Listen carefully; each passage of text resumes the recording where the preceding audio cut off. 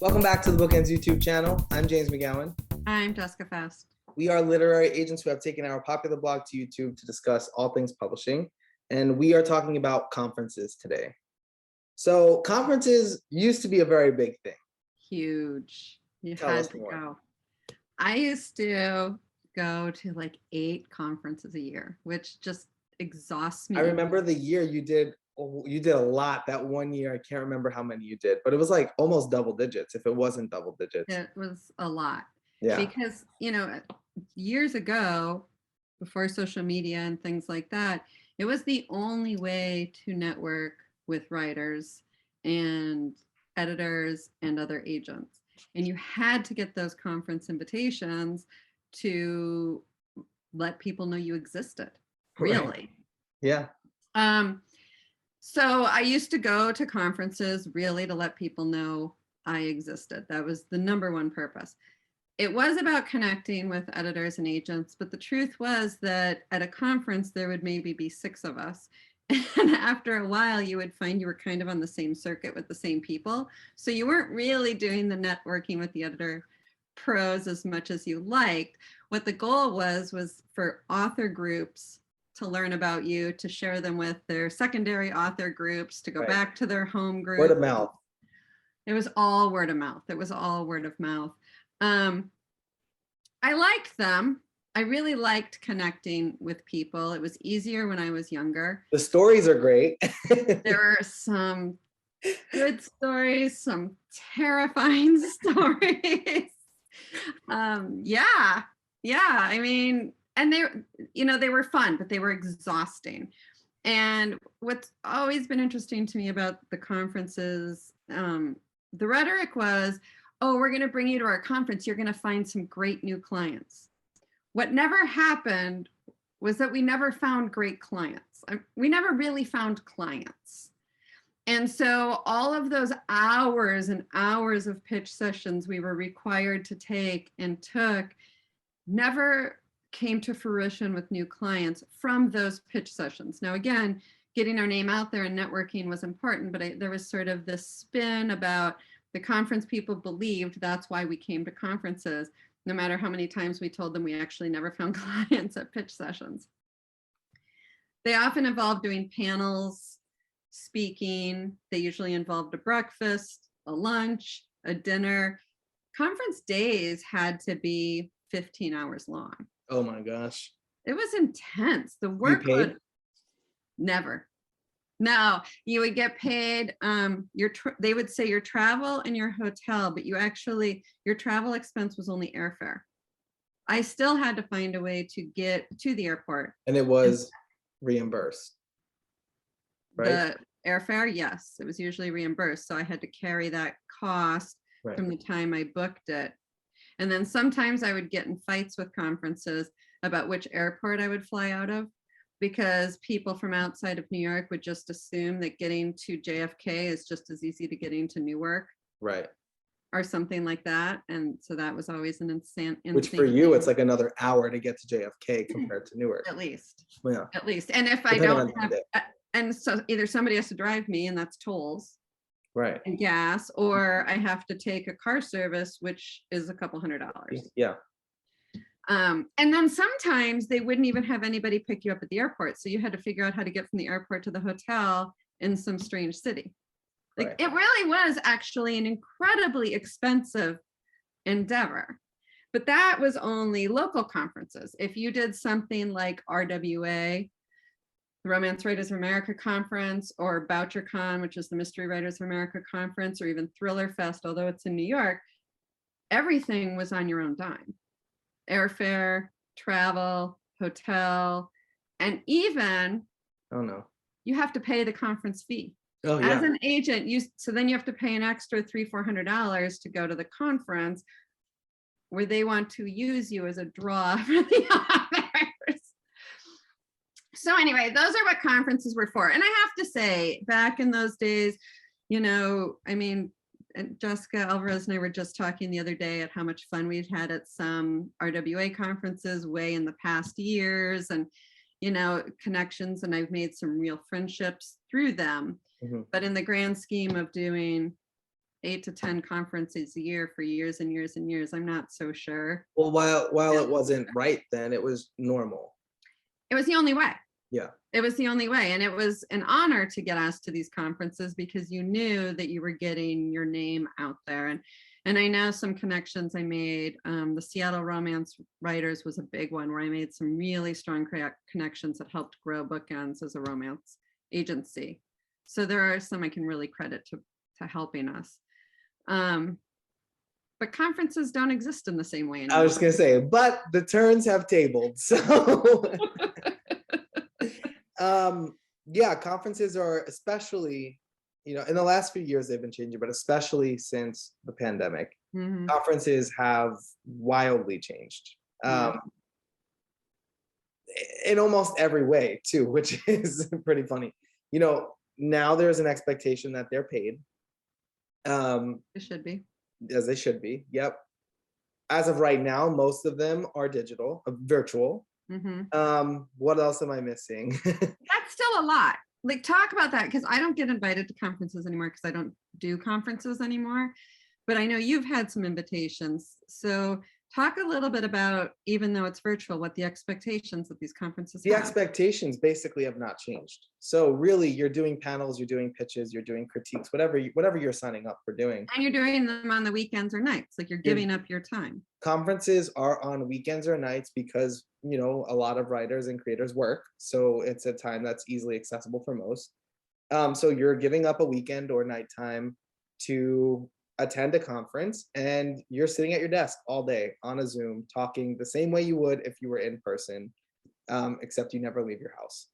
So, you know, nobody brings you like free wine or cookies. Nobody. Nobody. I mean, at least when I did conferences, if I was in a pitch session for a really long time, people would show up with wine and candy bars. No, unfortunately, nobody has knocked on my door. But well, that might be a good thing. That's a good thing. Yeah. We don't recommend that.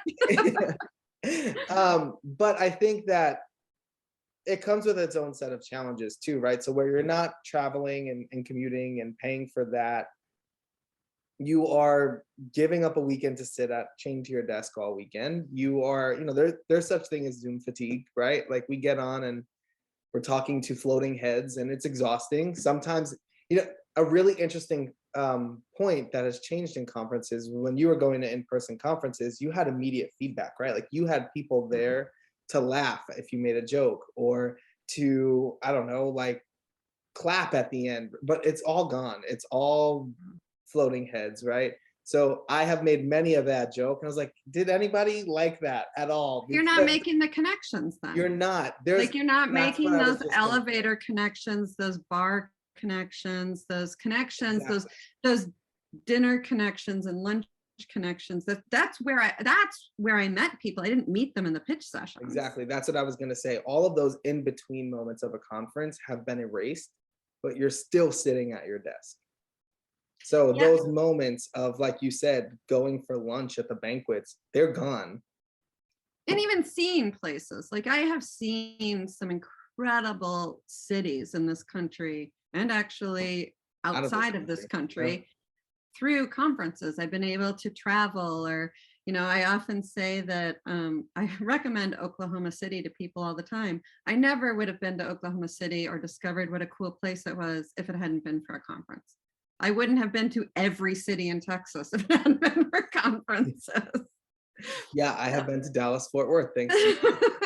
So I do think that, at least when as exhausting as they were and things like that, I do think that personal connection and those places mattered. Sure. Yeah, for sure. I think that's what makes it an experience as opposed to work. Yeah. So I think, I mean, while a lot has changed, there are still reasons why we do a conference, right? Especially, I mean, there is a paycheck. There is. Maybe. But I think that, I mean, at least I can only speak for myself, but also some of the agents at BookEnds, we've all gotten a lot more selective on what we'll take on. Yeah, I think we are doing, as an agency, I think there are only a few agents who are actually even considering conferences. Right. And I think as an agency, what we are finding is that, having gone to a virtual world, we don't need to have those events anymore to make the connections. We don't need to have the events to make the connections. And I would also say, I can't speak for everyone financially, but a lot of them are just not worth the paycheck. Mm-mm. Whether it's, labor is not worth the paycheck, time is not worth the paycheck, or really just the quality of what you gain is not worth the paycheck. Well, and that's a huge note. I mean, I can't come to the conference. I choose not to go to the conference. I can still hopefully get the queries from the author. And the time I would have spent listening to pitches could now be spent curating my own query inbox and finding the authors that will make me more money than that. But that's the thing too, like pitches are just not something I'm willing to do anymore, because I do get those in my inbox, and most of the people anybody who's going to pay to pitch me can just query me for free. So Yeah. for me, I'd rather be constructive and really do something that I enjoy, as opposed to sitting on a Zoom listening to you read your query to me, not to be snarky, but listening to you read your query to me when I'm going to do that probably after the conference anyway. Yeah. You still have to query me. So I think there has been a lot of like evaluating what's worth it and what's not worth it. And we did compile a little list of what we would look for in a conference to make it worth it. Yeah, and I think before we get to that list, I think there is value to conferences for authors. I just don't know that as agents we're seeing the value As that we frequently used as to we hope. used to. Yeah. I mean, I do miss the networking at an event like Thriller Fest. I do miss the bar networking with authors as well as industry professionals, but I don't miss it enough that I'm going to fly across the country to go to BoucherCon or something like that. Not at all. And again, like the past 2 years have proven that we can grow and do business without it. So Yeah. in many cases, it's like, why? Why? There's no good why. So as for our list, there's a few buckets, and I'm actually going to add one more on there as we talk about what makes a conference worthwhile for us, or just worth it in general. So I mean, I think the first thing is something that we expect all conferences to do is, put their money where their mouth is when it comes to representation, making sure that there are agents and editors of color that are working the conference, that men and women are all on the panel, and all genders are on the panels, represented on the panels, everybody's being paid fairly, that it's and equally. Yeah. I don't want to show up with agent whose name I will not say, but with a large following getting paid thousands and I'm offered $200 or just a flight, because that's been happening for years. Right. There's an expectation that you are bringing someone to a conference, not only for their gain, for your gain as well, because we all have followings that we can bring to a conference with us or put on to a conference, right? So I think there's an expectation that everybody who comes is treated equally. Well, I mean, my little rant on this, the bullshit rant that agents have been handed for years and years and years, is that the conference is something they're doing for us, but it's not. No. They're putting us on all of their brochures and their websites so that they can get authors to pay $300-400 to attend the conference. So we are their talent. They're selling access. And we're not getting paid. And for years and years and years, if we asked for pay, we were told, well, you get hotel and airfare. And even if we asked for more than that, it was absolutely not. Yeah. Because selling access. Yeah. Yeah. So to us, when most of that access, especially at BookEnds, most of that access is free. You can query us for free. You can read our blog for free. You can follow us on social media for free. You are watching this video for free. Save like a 2-minute ad. Thank you very much for watching that. But all of that you're doing to get access to a BookEnds agent is free. Yep. Yep. So yes, that sort of fairness in who's being represented, how they're being treated, all of that is probably number one for, I would say, all of us. Yep. Number two, and I'm going to slot a new one in there instead of what's on there, is, like I mentioned, the work that they're asking of us. Yeah. So I'm not willing to do pitch events. I'm not willing to be paid to take pitch events that clients have to pay for when that's free. So if you're asking me for pitches, it'll likely be a no. If Yep. you're asking me for an obscene amount of critiques that I just don't have the time for, I won't do it. it's amount of work, type of work, and time of work. And I think Yeah. all three of those things are a big factor into, is this worth my time? Is it something I can actually commit to? Yeah. Because a lot of times I've been asked to do 20 critiques in like a month. And if it's all picture books, sure, but if it's a mix, I don't know if I have the time for that. It's just an evaluation every time I'm invited. Even that, I would spend 3-hour plane rides doing all the critiques so I could go to the conference and work 15-hour days. Exactly. Yes, there's a ton of work that comes along with critiques. It's not just that weekend of a conference. There's a reason why it takes a month to do 20 critiques, because we have to read and formulate thoughts and give those editing services that we could just give to our clients, really. It's free. Yeah. We're doing this work for nothing. Yeah. And if I were a paid editor, I would be getting a fair amount of money for that critique. And that's crazy town. Exactly. And so that leads us actually perfectly into our next point, which is appropriate pay for the work being asked. So, I mean, how many times I've gotten an invitation to a query to do 20 critiques for $200, or something that's just, somebody at BookEnds said it, like, it's not worth getting out of bed for less than 10 grand, or it was like some quote from somewhere else. But like, I have that in my brain. I'm not getting out of bed for 20 critiques for $200. No. So the pay has to really be reflective of my time. Yep. And any agent's or editor's time. Yeah. The next question is whether travel is necessary. I am not willing to do any in-person conferences. We have, again, proven that we really don't have to, and I don't like to travel. It brings me a lot of anxiety. I don't like it. I like to travel. You do, but every agent's different, right? So the sort of questions that might come up for an agent who is interested is the place somewhere I want to go? Is it somewhere that maybe I've 100%. been before? I would not say yes to a conference unless it was in an appealing place. Like, Right. and there was a conference years ago that actually used to, in bold letters, say, if you're just coming for the vacation, don't bother. And I was like, but then what are you offering me? Right. Like, I want to go see your city. And what you're basically saying is, no, you're going to stay in the hotel and work for free for nothing. Right. I was like, no, it's not even a conference I would consider. Yeah. So the question is there of, do I want to travel? If I do, where are we going? Where are you taking me? Yeah, I mean, I will say that back in the day, for a lot of agents and even editors, accepting a conference was about networking and their professional, career path. But it was also an opportunity. I mean, let's face it, the conversation is out there. Nobody here gets paid a lot.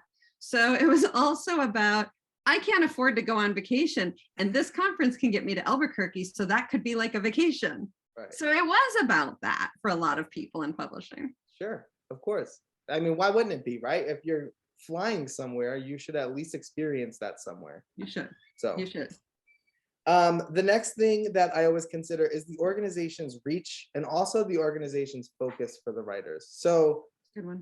there are a number of really great picture book programs, right? Like 12 by 12 is one that I always go back to, because 12 by 12 is a huge community of picture book writers. I do a lot of work with Julie Hedlund at 12 by 12, and I always get really great queries. I get, it's a focus of a genre and an age group that I'm passionate about, and it's the reach, the way that it has become a staple of the picture book community is massive. So for me, it's worth it to do an hour event with 12 by 12, because I know I'll get queries and I'll get people who may not have known me or come back to me because they maybe just thought of me for their book. That's worth it. Yeah, I also want to add to this one, the organization's reputation. Yeah. Years ago, BookEnds officially cut ties with RWA and has stood by that and continued with that stance, because we don't see the improvement that we believe the organization needs to make.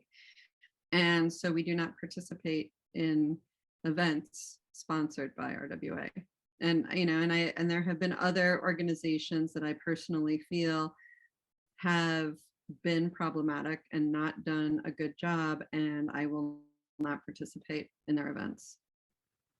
Yep. That all has to be taken into consideration before we, like Jessica said before, they're selling access to us, right? And before they get the opportunity to do that, is it an organization that we can morally support too?